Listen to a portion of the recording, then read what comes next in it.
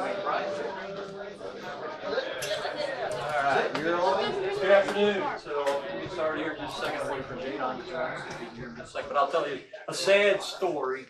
And I mean this, I tried to have alcohol run out earlier today and got turned down. I know it's Tom saying as you, Ryan said. Here's the issue, and I say that tongue in cheek, but it really was. UPS is our major shipper outbound. We're sending product out to customers. UPS is scheduled to strike, which would be tremendously disruptive to our operation. We have contingency plans in place, but when you lose your major shipper, that's significant. Well, UPS settled the strike earlier today, so I got a text of that strike has been settled. I said, let's get the alcohol. We got to celebrate this. I got to tell you. Anyway, I would have been on for it because we were concerned about what we were going to do on Monday. And UPS, along with every other company in this country, would not have been so guys, welcome. You're our last tour for the day, so be safe and best. All right. Don't ask me what it is yet. I'm still figuring it out. So this stop on your tour. Every one of you, we have an opportunity to get a picture taken with our CEO Howard Hitchcock. And so we have people following one or two at a time. Take a picture with Howard. So, again, thank you for being here. I'm Rick Emmerich. I'm the head of technology here, system technology in the warehouse. And so I was pleased to be able to spend some time with you. We'll tell you the history of how Lionel ended up in Concord, North Carolina. And I'll allow this young man to take over for me at this point. Great to see all of you guys. This is kind of a rest spot for you while you get ready to do the fun thing, and that's to go in next door and never be seen again. So, because you don't come back through it. Really. I know some of you guys. Mike, I know you. Yeah, I recognize faces sometimes when I don't remember the names, but a lot of trade shows, York. I did QVC for 5 years for Lionel, so I could see right through that camera lens, right into your living room. So, Good thing I never watched. QVC, we had a Lionel show back in the late 90s, and I did those. My name is Jadon Reese, and I was with Lionel for 35 years. And I've been retired 8 years, but I just live up the interstate about 75 miles, an hour and 15 minutes. So I'm able to stay connected even during my retirement years. So I was invited to come down and share a little bit about the history and things that I've seen at Lionel since I joined them in July of 1979. That's 44 years ago. But 8 years of that is retirement. So I was glad to do that. It's nice to stay connected to a company that you love being with for a lot of years. General Mills bought Lionel in the mid-70s, or a few years before I joined the company, out of receivership in New Jersey, and they had just about gone down, and General Mills, pardon the pun, but put them back on track. And so when I joined them, I got a call from General Mills.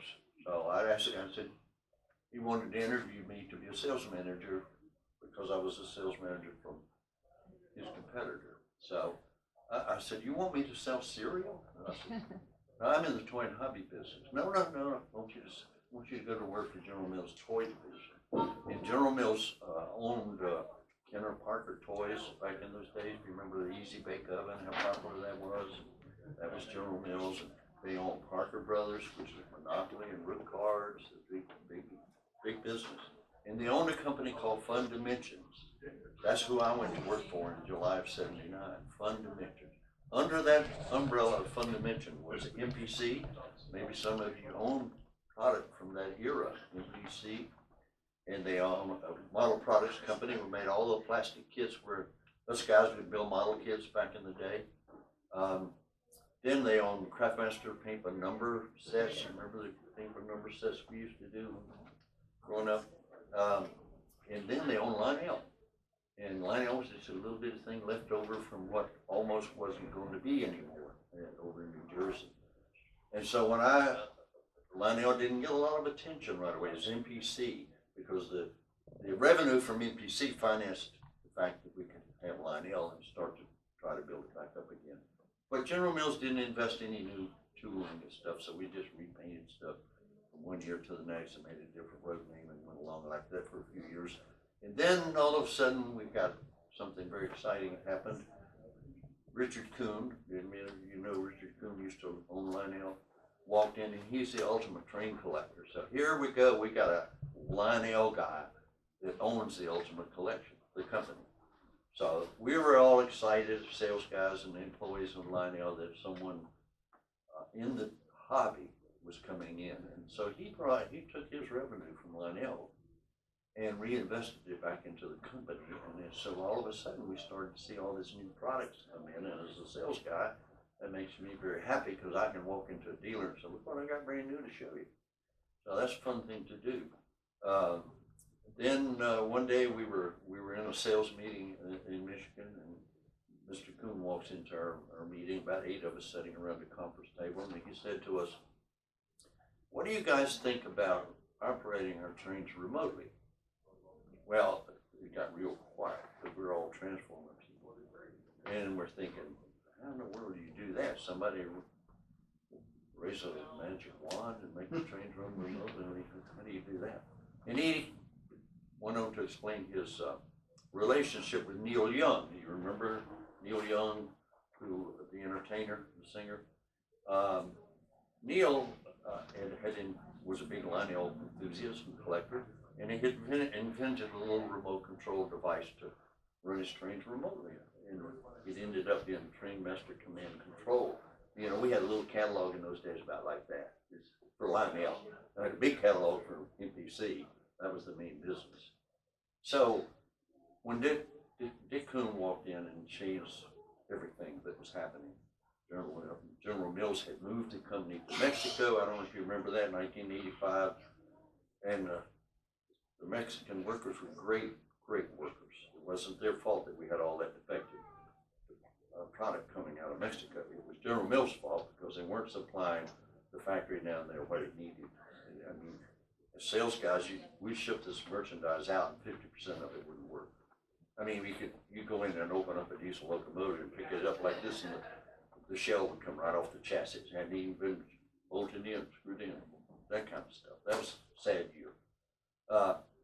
So Dick came along and says, I'll buy. General Mills wanted to sell the company, and MPC went off to Earl, Craftmaster went off to Kraft House, and those companies are gone, and Lionel survives. So he said, if you move the factory back to Michigan and reestablish all the equipment, I'll purchase it for whatever amount he purchased it for. I know that number, but I'm not going to share it. It was a good deal.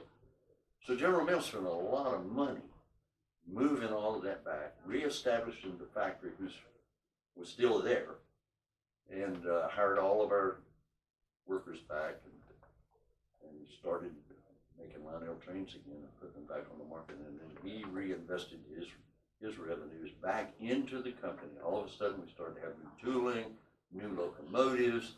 The Train Master Command Control came in, Fast Track came in.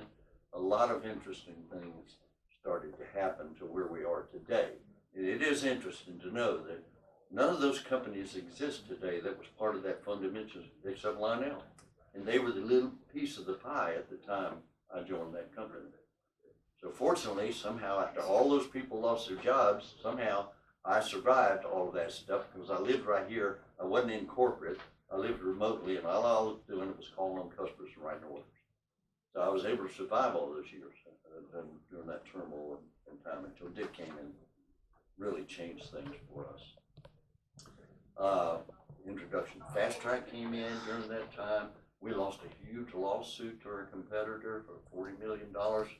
We just laid off 300 UAW workers in our factory, moved it to China. Then we get this suit, and we go down to the court in Detroit. So who's sitting on the jury? UAW workers. So what do you think happened to us? We got it handed to us. Well, weren't guilty of anything, but there were a couple of Korean guys in Korea who were making our big locomotives who were guilty. So we ended up taking it back to court, getting it overturned in our favor, realizing, hey, they didn't do anything wrong, but they did. So they paid the penalty over there in Korea for what they did. So anyway, we went through those kind of things, and it's just been an interesting career. So what, for me personally, I had lived in Greensboro, North Carolina, all that time because all I needed to do was live close to an airport because I was going here, there, everywhere, covering the country. So all those years I flew to Michigan for sales meetings. Then when the corporate office moved to New York, I flew back and forth to New York to meetings and meetings and meetings.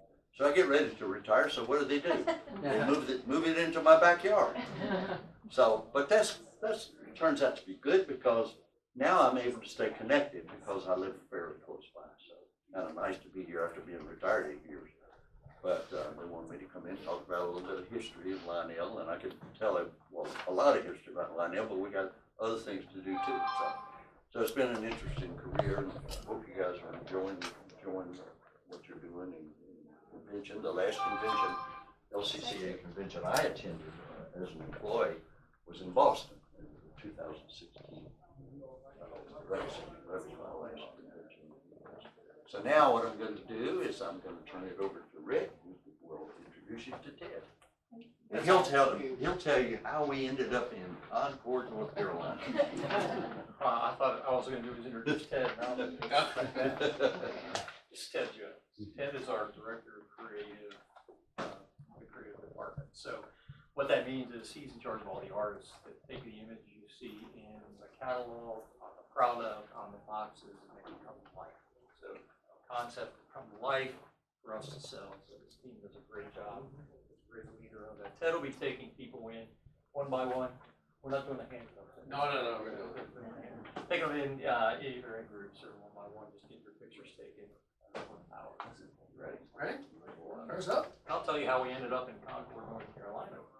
Does anybody know how we ended up in Concord, North Carolina? None of this is true. I'm about to tell you. People came down 81 South. That's it.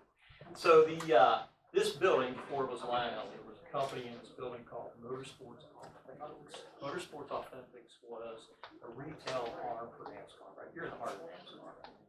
If you guys are familiar with the area, you're in where NASCAR plays, all the teams are in this general area, all their shops. But anyway, so there's a company that had this entire building called Motorsports Authentics that did all of the retail.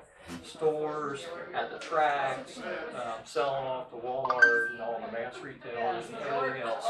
They operated out of this building. They sold the die-cast cars. That was part of their business that they sold for NASCAR. In 2010, NASCAR decided they wanted to divest themselves of this business, the die-cast business.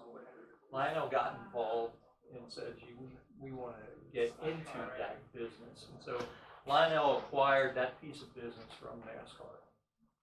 One of the compelling points is, I think, and I wasn't part of that decision team, but one of the compelling points I believe behind Lionel's decision to pick this up from NASCAR is, as Jadon said, our factories are in China, right?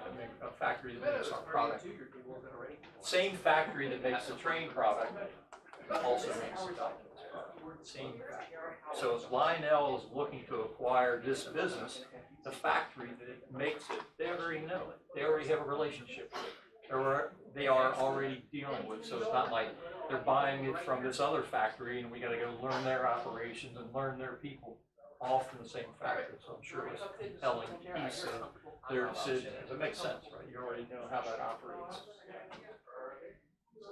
When that happened, Lionel said, we need people to run the die-cast business for us, right? We're trained people. We don't know the die-cast business.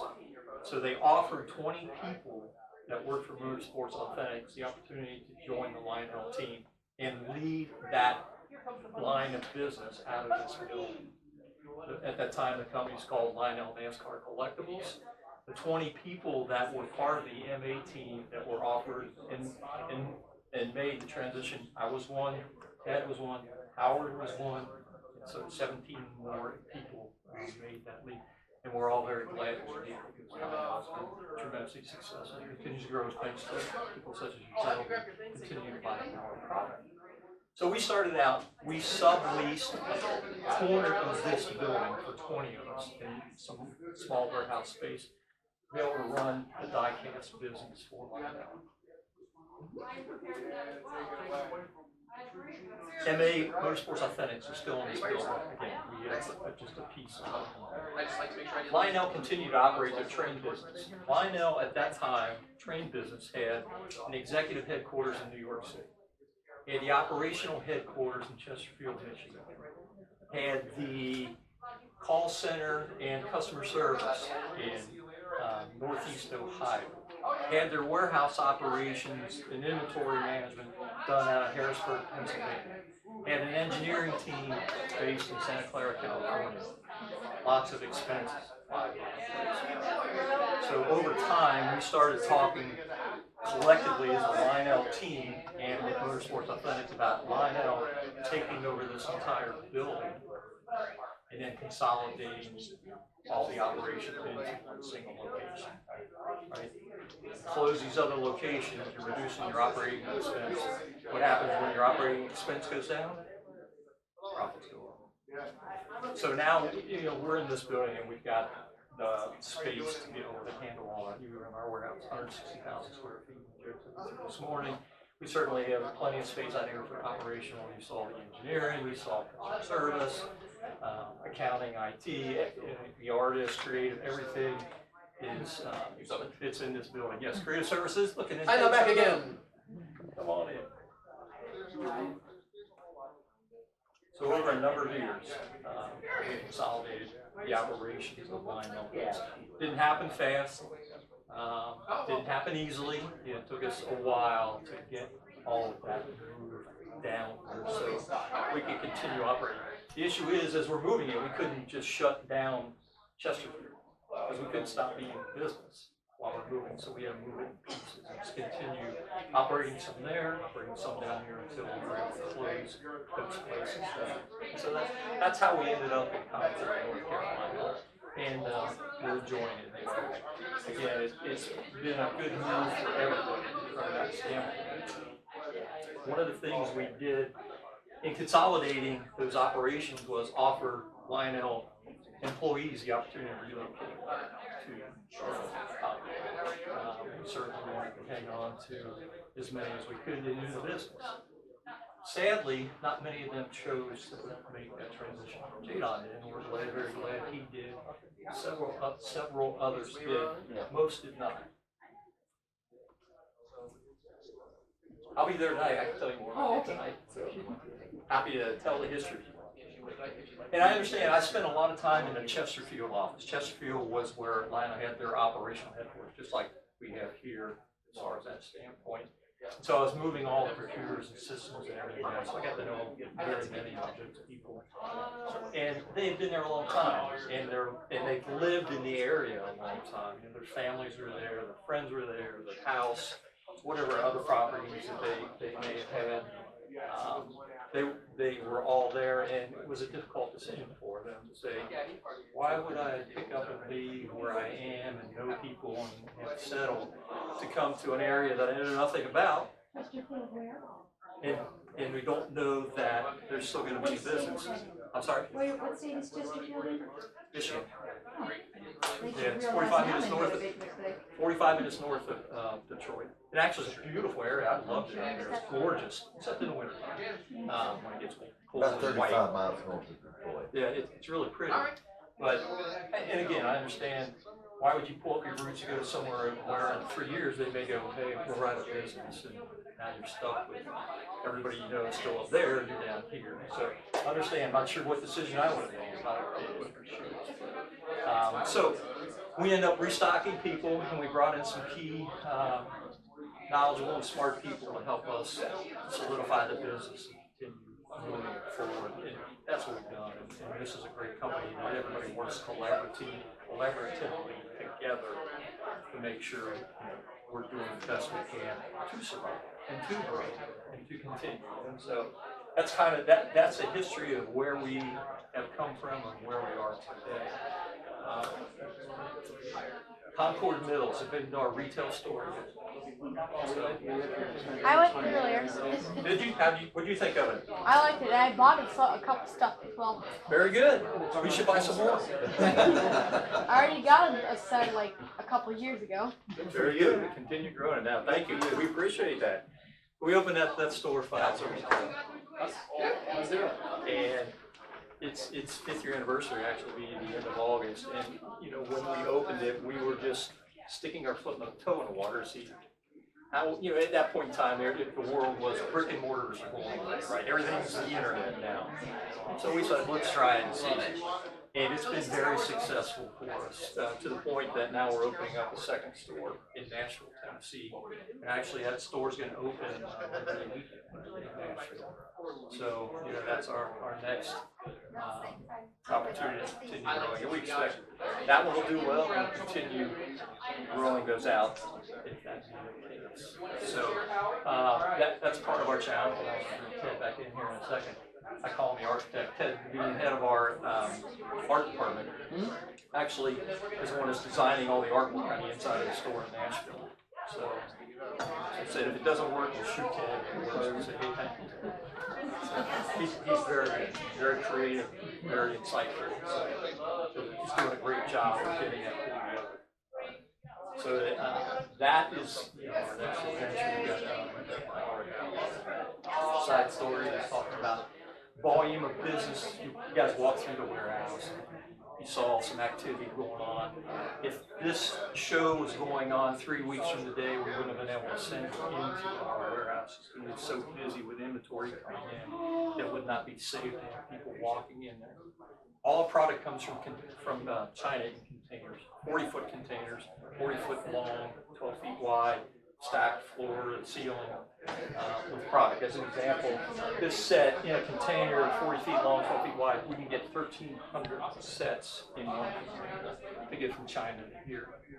Starting August 1st to the end of September, we expect to receive over 100 containers of product. So there's going to be so much forklifts running back and forth, equipment moving product from the containers. Thank you. Out of the containers and into our racks and everything else. So it wouldn't be safe at that point in time to have people wandering through the warehouse. So what's your favorite train? The Well, one you have?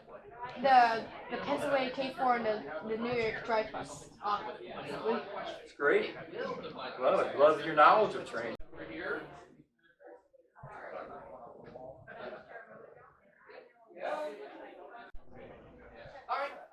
Actually has a higher revenue. Perfect. So we'll have you sit in that chair. Scoot on over to the desk. We'll have you stand right about there. This is Taylor. He loves it when everyone smiles. Yeah, and it doesn't look like it's single attraction, so it doesn't look like towns, right? Yeah. You said, oh, Raleigh. Yeah. No, what's your box card? But even now, you Familiar look faces down. in there. I'm gonna have you and see a little bit what they do and what the whole team does to kind of make this operation work. So, pleasure spending some time with you. Look forward to seeing you later, and I'll say goodbye for now. Thank you. Thank you all for coming. I'm going to help you get back down to the main lobby and back out into the 6. All right, well, that's our tour. We'll be doing some other events later. Pretty cool tour. Really thank all the team at Lionel for making it happen and being so welcoming.